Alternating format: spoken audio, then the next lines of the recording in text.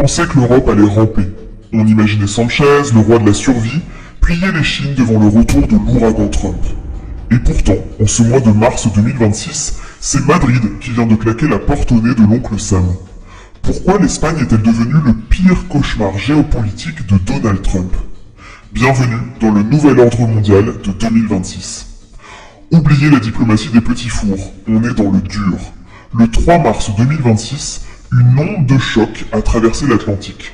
Donald Trump, fidèle à son style bulldozer, a menacé de cesser tout commerce avec l'Espagne. La raison? Pedro Sanchez a dit non. Un non ferme à l'utilisation des bases de Rota et Morón pour l'opération Epic Fury contre l'Iran. L'analyse est simple. Sanchez ne joue plus la carte de la soumission. Il joue celle de l'autonomie stratégique européenne. Pour le public qui nous regarde, comprenez bien, ce n'est pas juste une dispute de voisins. C'est le moment où l'Espagne décide qu'elle n'est plus la station-service de l'US Air Force. Et ça, pour Washington, c'est un séisme à 8 sur l'échelle de Richter. Alors, comment Trump réplique-t-il? Par le porte-monnaie, évidemment. En 2026, la diplomatie américaine se résume à une calculatrice et beaucoup de fiel. Trump a annoncé une taxe de 20% sur tous les produits européens. Mais pour l'Espagne, il veut monter le curseur. L'enjeu? 20 milliards de dollars d'exportation espagnole vers les USA. Imaginez la scène. Scott Bessent, le secrétaire au Trésor, reçoit l'ordre de couper les ponts. On appelle déjà ça la guerre de l'olive. Trump veut taxer l'huile d'olive andalouse et le cava catalan jusqu'à ce qu'il coûte le prix d'un lingot d'or. Son argument? Si vous ne nous laissez pas bombarder depuis vos bases, vos olives resteront sur vos arbres. Mais voici l'analyse stratégique. Sanchez sait que Trump bluffe. À moitié. En 2026, l'inflation aux États-Unis est déjà une plaie ouverte. Taxer l'huile d'olive espagnole, c'est punir le consommateur américain qui paie déjà son litre 30 $. Sanchez, lui, utilise ce que j'appelle le pivot africain. Regardez bien ses derniers mouvements. Début 2026, il a renforcé les partenariats stratégiques avec le Maroc et le Sénégal. L'idée?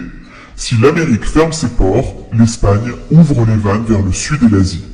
C'est un pari risqué, un véritable bras de fer émotionnel où Madrid dit à Washington « On n'a plus besoin de votre protection si elle nous coûte notre souveraineté ». Les relations commerciales avec les États-Unis passent désormais par le filtre de l'Union européenne. En clair, Donald, si tu nous tapes, tu tapes toute l'Europe. Et en 2026, l'Europe, bien que fatiguée, n'est pas d'humeur à se laisser intimider par un tweet. Passons au volet militaire. C'est là que le frisson géopolitique devient réel. L'année dernière, lors du sommet de La Haye en 2025, Trump a jeté une grenade dans la salle. Il exige que les pays de l'OTAN consacrent 5% de leur PIB à la défense. Pas 2%, 5%. C'est colossal. C'est le budget d'une économie de guerre. Sanchez a fait ses calculs. L'Espagne est actuellement à 2,1%. Passer à 5%, c'est saboter le modèle social espagnol, couper dans les retraites et la santé. Pour Sanchez, c'est un suicide politique. Sa réponse? 2,1%, c'est suffisant, réaliste et socialement responsable. Pourquoi Sanchez est-il le seul à vraiment tenir tête? Parce qu'il sait que la position géographique de l'Espagne est son arme absolue. Les bases de Rota et Morón ne sont pas juste des pistes d'atterrissage, ce sont les verrous de la Méditerranée et de l'accès à l'Afrique. En interdisant leur usage pour les frappes contre l'Iran en mars 2026, Sanchez rappelle à Trump que la puissance américaine dépend de la géographie espagnole. C'est là que l'humour intervient. Trump traite l'Espagne de passager clandestin, free rider. Mais Sanchez lui répond en mode propriétaire qui change les serrures. C'est brillant et terrifiant à la fois.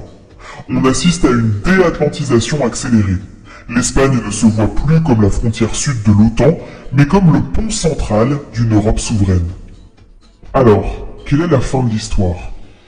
Pedro Sanchez a écrit un livre intitulé « Manual de Resistencia ».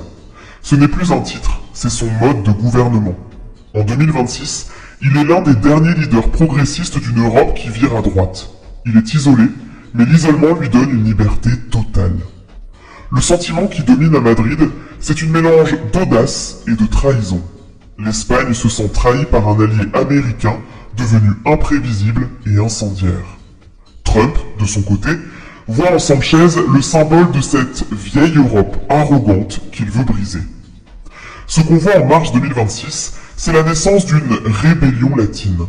En tenant tête à Trump sur l'Iran et sur les tarifs, Sanchez force l'Allemagne et la France à sortir de leur ambiguïté.